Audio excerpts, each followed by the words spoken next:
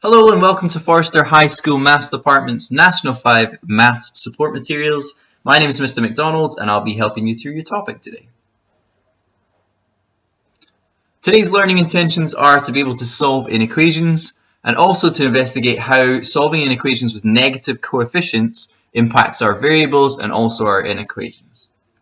Coefficients is just a fancy word for the numbers that are multiplying our variable, either x or whatever else we're using in our inequation. Alright, so from last lesson we know that inequations have one of four signs in National 5 Maths. I want to see how well you know these signs. So pause the video here. I'd like you to write down what you think each of the signs in this table actually means, and then I'll reveal in just a couple of seconds. So pause the video here and I'll reveal in a couple of seconds.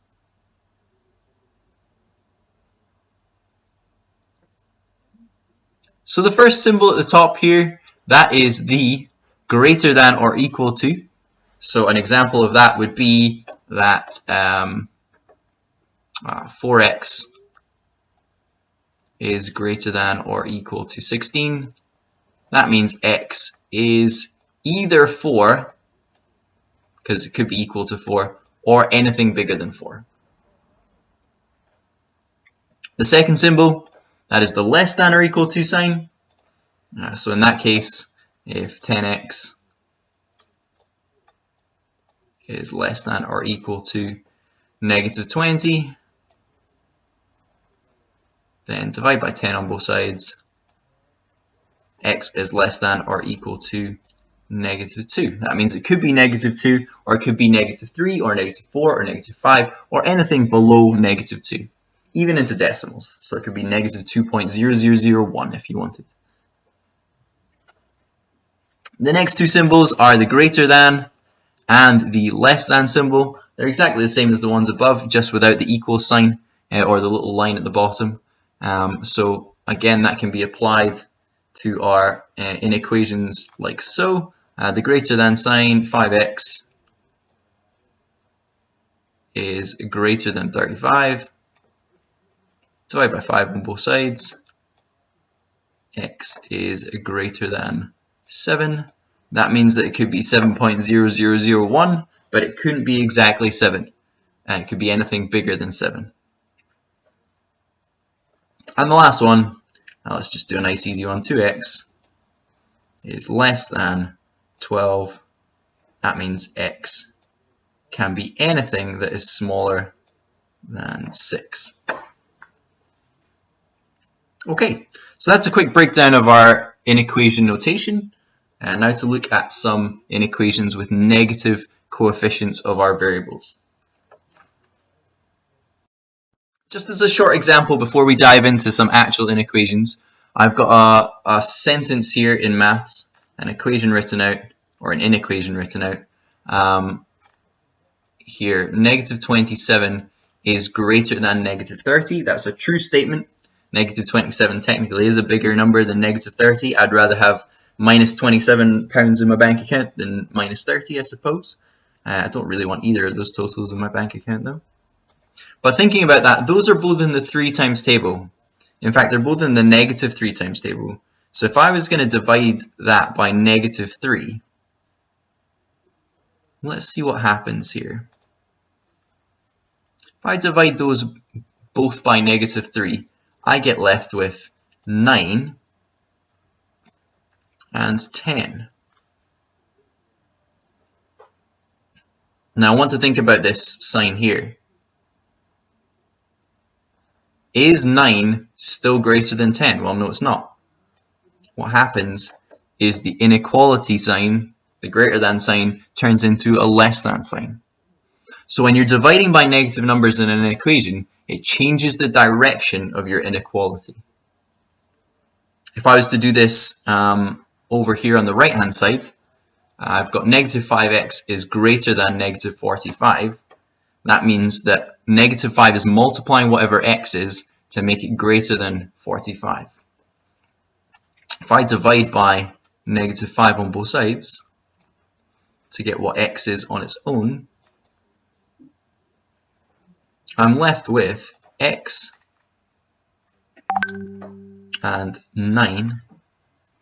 But because I've divided through by a negative number, my inequality changes direction again, and I get x is less than 9. Okay, so let's dive into some proper examples. We're going to look at inequations with negative coefficients in a variety of different forms, and each time just emphasizing the fact that when you divide through by that negative coefficient, you are changing the direction of the inequality sign. All right, so for this first example, we've got 6 units to get rid of. We're gonna cancel those out by taking away 6 on both sides of the inequality. We get left with negative 11y is less than or equal to 44. And then dividing through by that negative number, we change the direction of our inequality. Oh, I need to make those negative 11s. Dividing through by negative 11 on both sides, we get that y is greater or equal to 4. Oops, sorry, negative 4. Okay, so y can be any value from negative 4 all the way up to positive a billion, a trillion, a googolplex. It doesn't matter, okay? But it cannot be any less than negative 4. Our second example here, we've got units and variables on both sides, so we need to get rid of the units first by adding 9 on both sides. Adding 9 onto negative 33 gives us 7p is greater or equal to 15p. Oops. 15p minus 24. Subtracting 15p from both sides. We'll sort out our variables so that we only have variables on the left-hand side of our inequation. That gives us negative 8p is greater or equal to negative 24.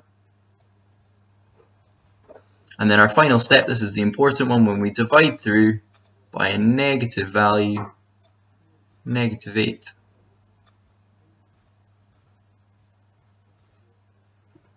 we get a final answer of p is less than or equal to 3.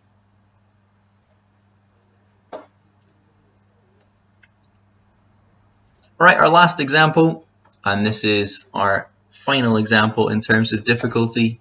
We're going to multiply through these brackets by negative 3. I'm going to go quite fast through this because you've seen a lot of these types of examples before. So we get our brackets multiplied out to be negative 6h take away 24 is greater or equal to h minus 38.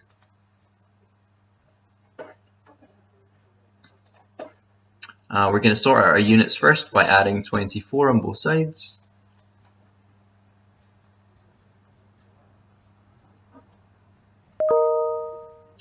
So we get that minus 6h is greater or equal to h take away 14. Then sorting out our variables, take away h from both sides. You get that minus 7h is greater or equal to negative 14. And then the important step, dividing through by our negative number, changes the direction of our inequality.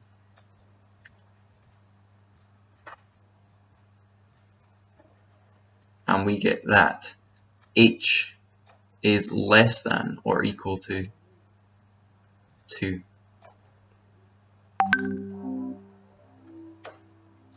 And that's it. That's the trick of negative coefficients and inequalities.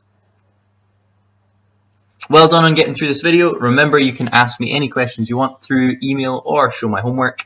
Remember to upload your work to Teams into your Jotter, which is either into home learning or into the homework exercises part of your class notebook. And remember, you can start late, start over, be unsure, try and fail, but still be successful. Keep going forward and keep asking for advice if you need it. Thanks very much, everybody. Good luck on your assignment.